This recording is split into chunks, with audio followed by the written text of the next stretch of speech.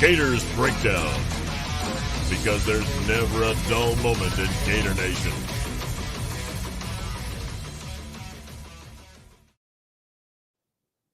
The Gators Breakdown podcast is ready to go. I'm your host, David Waters, and you can find me on Twitter at GatorDave_SEC. Short episode here for all the recruiting news, all the commits flying in from Florida, of course.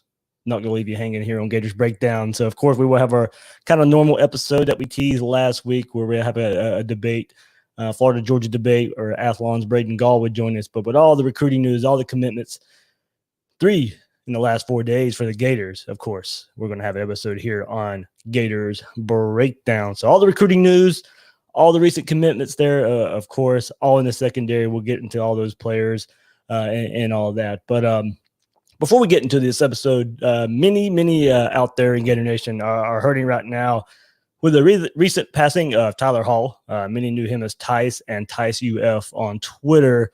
There's a GoFundMe set up for his memorial in his name. And let me pull it up here. And it reads, Tyler Tice David Hall was born February 6, 1999, and left us on June 20th, 2020. During his short time here, he touched so many. He lived and loved hard for Gator Nation. Florida was his dream school, and he achieved his goal of attending there this past semester. He was always the loudest fan in the swamp and wore his heart on his sleeve. He was an old soul who loved his family and his friends, his eclectic taste in music and movies. He was an only son to Dave and Kristen, a boyfriend and confidant to Megan, and a best friend to so many. He is so loved and so missed. We love you, bro. Tailgates will never be the same without you, but you will be remembered at every single one, I promise. So, yep, heartfelt condolences there going around Gator Nation right now. He was a great fan. I had many interactions with him on Twitter, talking football, and I never got to meet him in person, but talking Gator football with him on Twitter. He will be missed. Condolences to all his friends and family. There'll be a link in the description of the article of this podcast was posted with, in the YouTube link, podcast link as well. There's a GoFundMe set up for his, for a UF memorial in his name. So everybody go out there and check that out.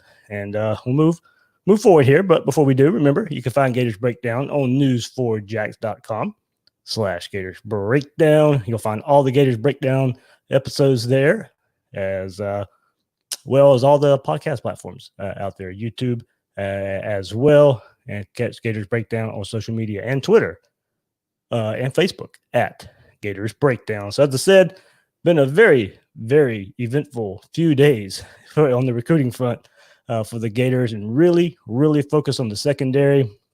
Kind of quick recap here. Last Thursday, Florida received a commitment from Dakota Mitchell. On Friday, Kamar Wilcoxson flips from Tennessee and commits to Florida for the third time. And to cap it off, on Sunday, the Gators pick up a commitment from Jordan Young. All 3 versatile pieces for the Florida secondary that can play multiple positions back there. So it'll take until they get on the team to see where they ultimately end up and where they ultimately play. But if last year taught us anything about the secondary, you need players back there that can move around to get the best players on the field. So, Grantham's front-end players have had plenty of options for versatility. Now it just seems that that thought is moving back to the secondary as well. So let's start with the headliner and the biggest story out of this run.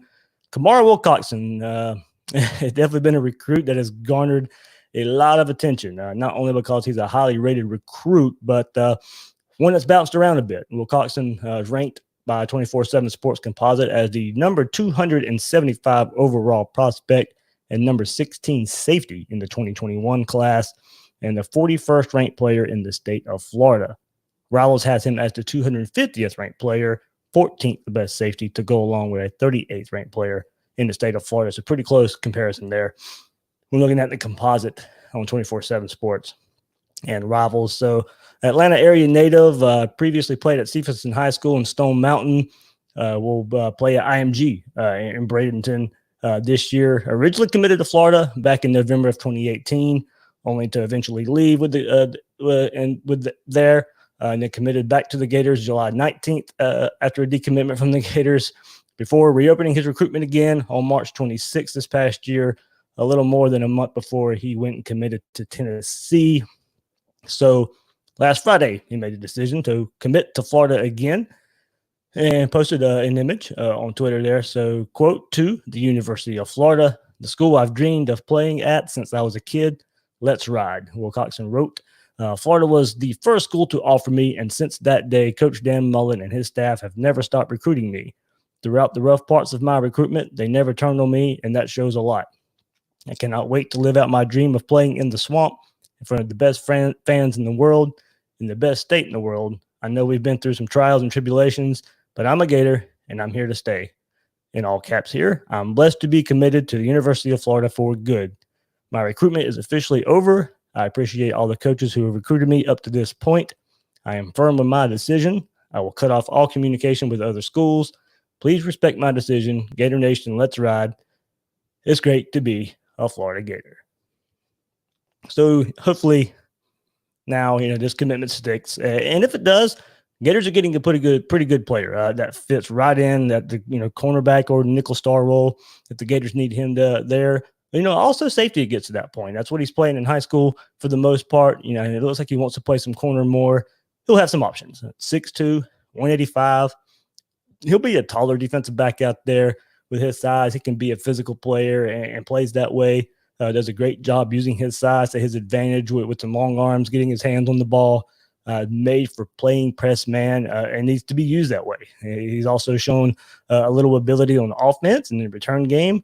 Has a frame to get up near 200 pounds once he gets into a college weight room. So, it'll be nice to add to his 4.4940. So he doesn't lack confidence, as most of you guys can tell, and will fit in kind of with the swagger of DBU. So, like I said, hopefully commit sticks this time because he's a great prospect. The staff really like him. Coaching staff is high on him. Hard to predict what 17, 18-year-old kids will do. And if Ohio State or Alabama come knocking, worth keeping an eye on there. So even though, he says he's done there, these are 17, 18-year-old kids, hard to tell. So, but right now, Kamar Wilcoxson flips from Tennessee to Florida and, was part of that big haul and headlining the haul, as the biggest prospect in the last few days to commit to Florida. So let's go back to Thursday when Dakota Mitchell got this thing going, decommitted from LSU a couple weeks ago, then names Georgia his leader last week. And then a day later on Thursday, he commits to the Florida Gators. And man, I tell you,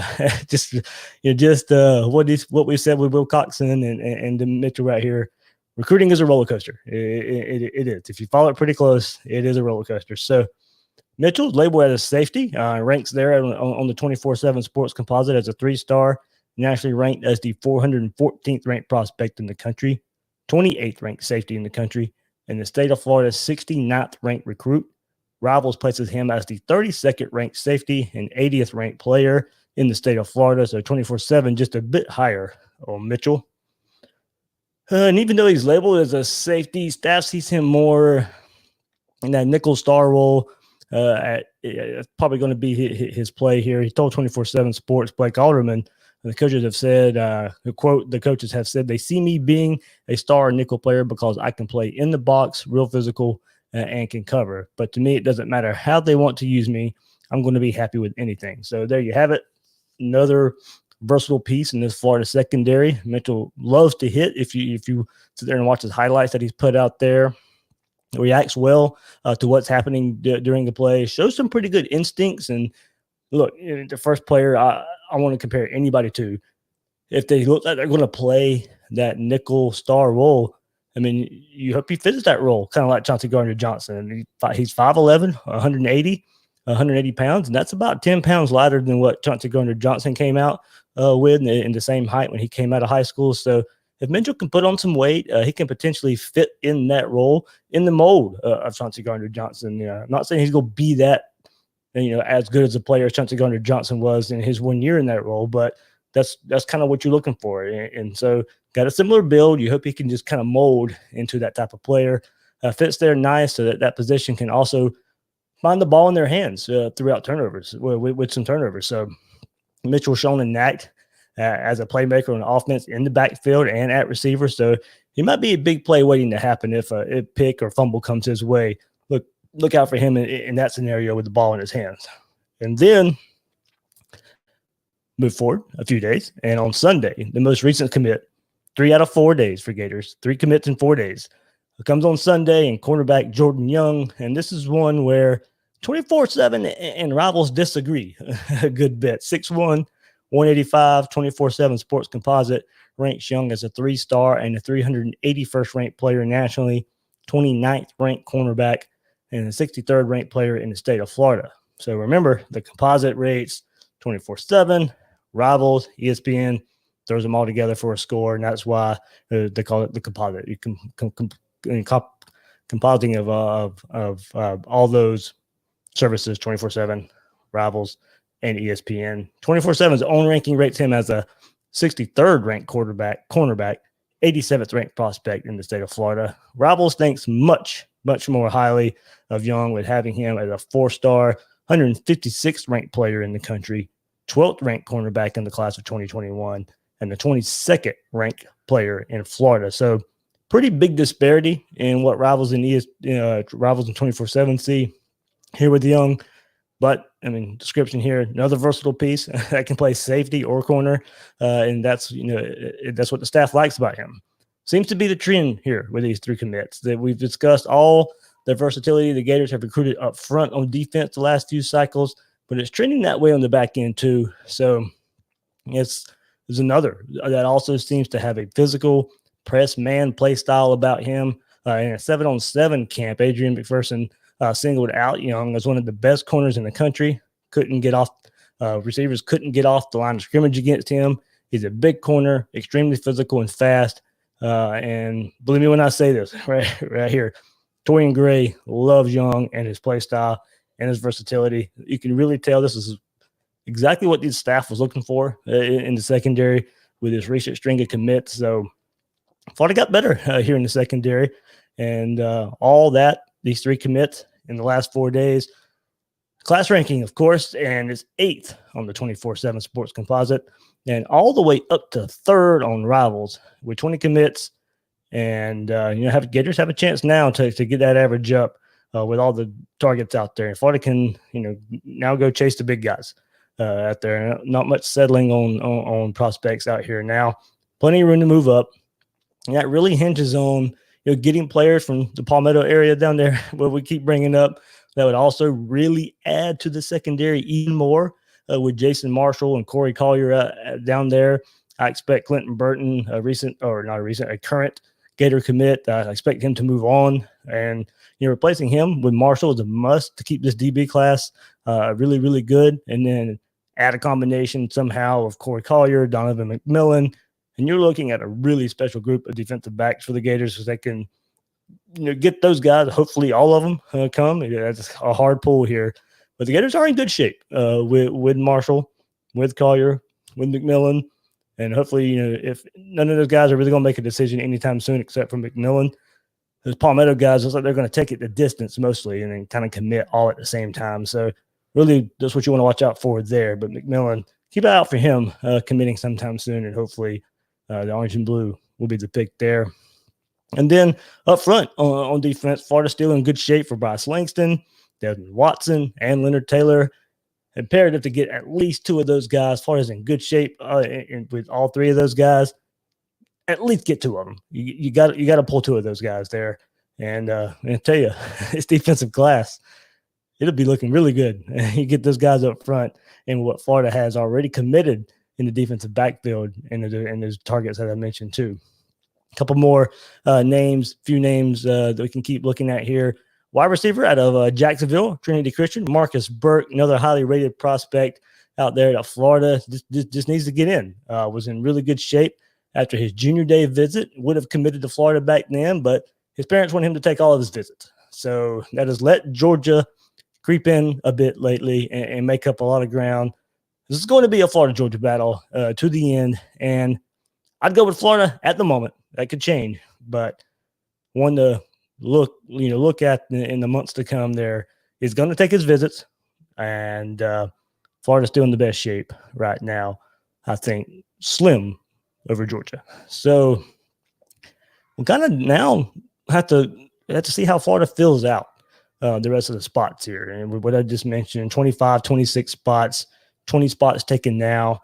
We're counting JUCO guys, DeJuan Black, who just got a big 24/7 sports rating, #1 JUCO player in America, who's committed to the Gators. I'll remember him being close to a 5-star prospect a couple cycles ago. And then DeAve Hammond, offensive lineman, both of those JUCO guys are in the 20 that are listed for Florida right now. So 20 spots taken now.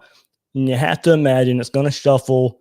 Not all 20 will be a part of the class. There's still going to be some more decommitments and possible drops will happen. That's just part of the recruiting roller coaster here. I expect some offensive line shuffling before it's all said and done. So maybe Brashard Smith ends back up in the class. I think it happened, according to what happens out there at receiver with Marcus Burke, and maybe they can try and pull Christian Leary back from Alabama or something like that. So we'll have to see how that falls in the end. Watch out for Xavier Sori, Keanu Coate, as the Gators are hard after them at linebacker as well. So there we go. I mean, that'll get us all caught up in the recent world of recruiting. It can change any moment. It usually does. Anytime you think you feel, especially on the Florida side, I think you feel really, really good at times. Some things don't work out that way. So it's a roller coaster, and the last few days taught us that, especially the climate we're in right now, everything going on. A lot of commitments happened the last few months without a lot of visits. So if visits starts happening, and it's the roller coaster is going to just be bigger with some bigger drops and some bigger rises. So we'll see. We'll see which way the roller coaster goes. So as I said, later on this week, we'll have our normal Gators Breakdown episode. Will Miles, Braden Gall from Athlon will join me, Spencer and Robbie. So a couple of Georgia fans that I know are going to join in, have a Florida-Georgia debate show. We'll take both sides a little bit. I'll give plenty of reasons why Florida's going to win the SEC East, and also some things that might hinder Florida from winning the SEC East coming up in 2020. We'll do it the other side with Georgia as well, but Braden Gall from Athlon would join us as well. We'll get his thoughts, and he'll kind of be the middle guy between two Florida fans and two Georgia fans on the episode. We'll have a lot of fun with that. So, all right, everybody, thanks for listening to this episode of Gators Breakdown. I'm your host, David Waters. You can find me on Twitter at GatorDave_SEC. Guys and girls out there, thanks for listening to this episode of Gators Breakdown.